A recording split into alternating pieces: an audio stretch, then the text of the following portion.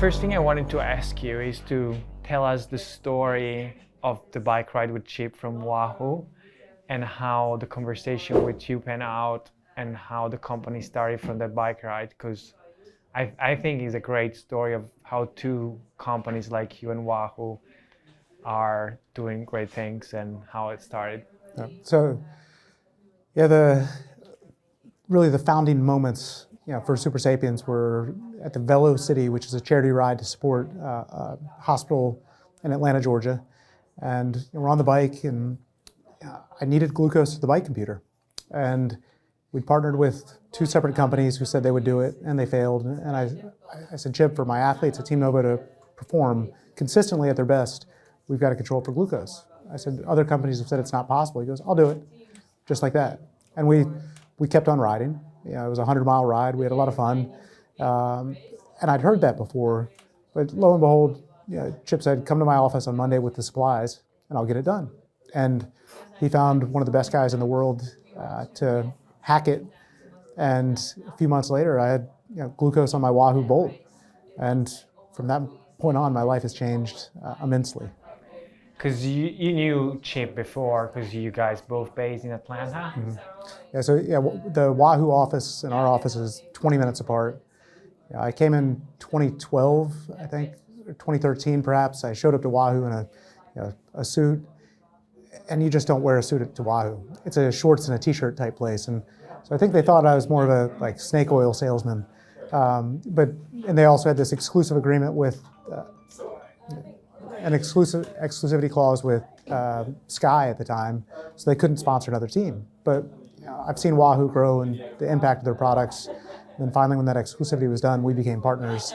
And then Chip supercharged that partnership. And Chip, Mike, Colin, the Wahooligans it's a company that I look up to. They've done great work and they help active people be happy. That was 2019? It was 2018. 2018. So 3 years with the pandemic in between, that you've gone very far already.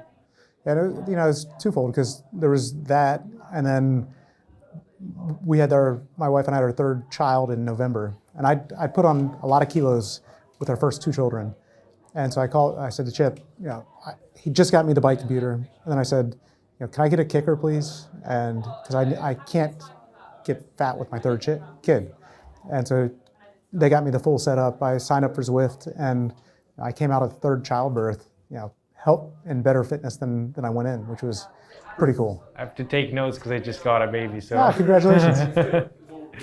The other thing I wanted to ask you more about the people using Super Sapiens right now after a few years, or launched last year to the public. Who are the athletes who have been using it? More the triathlon world, more the cycling? Because I've seen Ironman embrace it immediately, UCI's not. So how would you describe your audience / athletes?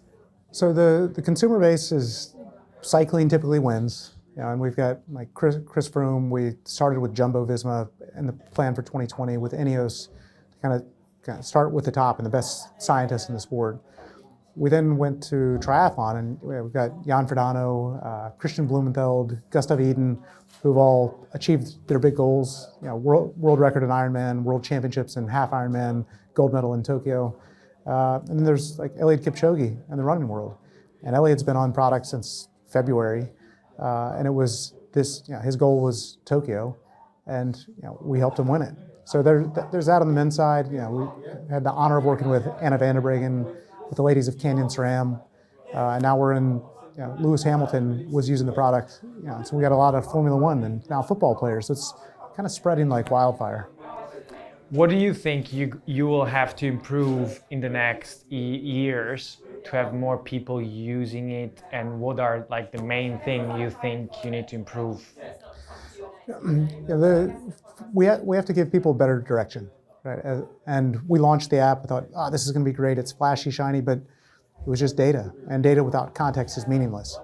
So we really, have to simplify the different stages in the app. So we're looking at priming, food before you work out, perform, which is a different target during workout, and then recovery, which we call stay in the blue.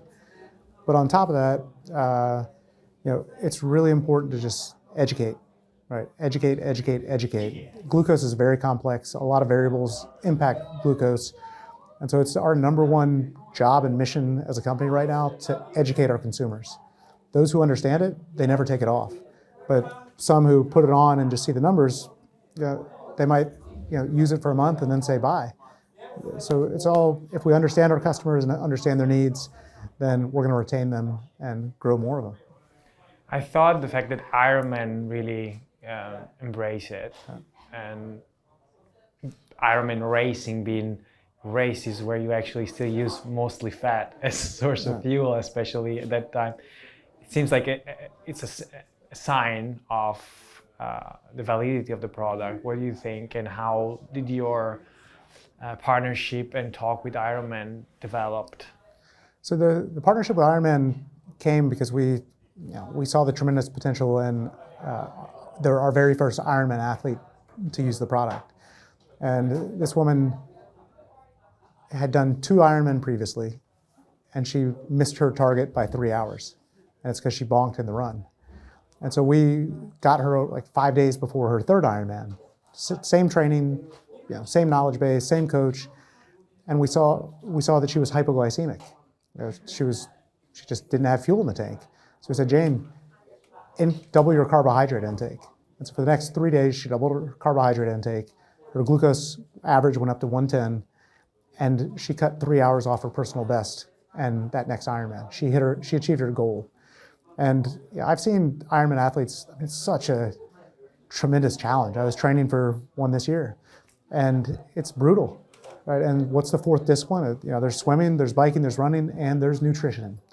And so many people put all this heart and soul into being ready physically, but then they mess up nutrition on race day, and that's their taste of the sport. So we want to help these people who are doing the most complex things do them better, enjoy them, because that means they're going to come back and race again and again and keep reaching new personal best. Do you think triathletes are more experimental in the way they do things, more open to it? I think triathletes look at so many more variables, right? You're doing a bike ride, you can just go out and ride your bike. But when you're doing a triathlon, it's the time management that goes into that really means you have to be precise with everything you do. So they're typically early adopters, and especially when you got guys like Jan Frodeno using it to set the new world record in an Ironman, the community follows. So it's been fun for me. I've been a cyclist my whole life, right? But I've entered into this world of triathlon, and I'm just truly impressed with the work and effort and that it takes, and that the triathletes put into their discipline. It's all inspiring. You still have to focus on general public and health, though, right?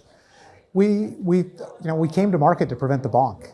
That's what we thought originally, but we've seen such phenomenal impacts on the average glucose of our consumers. We've seen a number. We've had some of our participants. One of our participants in a clinical trial lost 79 pounds in 3 months, about 35 kilos in 3 months. We've seen people's lives fundamentally change. So it's my belief that every human's an athlete, and we want to help all of humanity, achieve their goals in sport, because in doing so, we're going to create a more active and happier community. Thanks.